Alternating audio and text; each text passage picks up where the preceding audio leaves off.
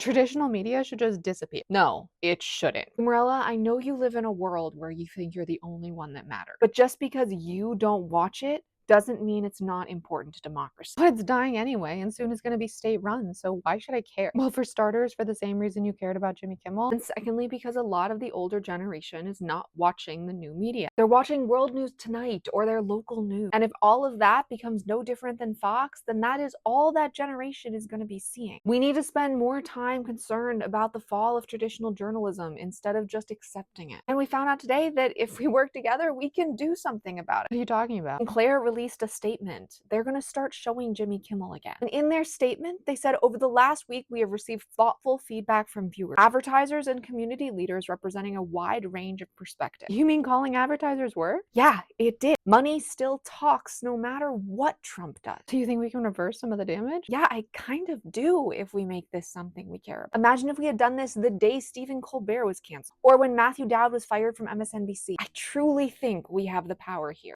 Okay, what's another story? An Obama judge has ruled that Jefferson County, Alabama must change their commissioner districts within 20 days. Why? Because the current district violates the 14th Amendment and the Voting Rights Act. There seem to be a lot of those. Yeah, and a lot of it is at the local level, which is great. We'll see what they come up with in 20 days. All right, what's the last one? ICE took an Oregon firefighter while he was fighting a fire, but on Wednesday they released him. There was a lawsuit filed, but it hadn't even been heard yet. The lawyers had just basically sent a letter asking for his release, and he was released. Should that concern us? I don't think so. I think this is just a win. Maybe it was because he was a firefighter and that looked really bad. Maybe it was all the rallies in support of him. Maybe it was the precedent it set. I don't know. But if we can find a way to replicate this, that's huge. Okay, yeah, I get what you're saying. Sometimes we can just take a win as a win and focus on how to repeat it. Maybe there is an angle, but a firefighter is free. No matter what, that matters. Hey, you can stop. You're right. And clearly our voices are our superpower when we use them. That's what I've been saying.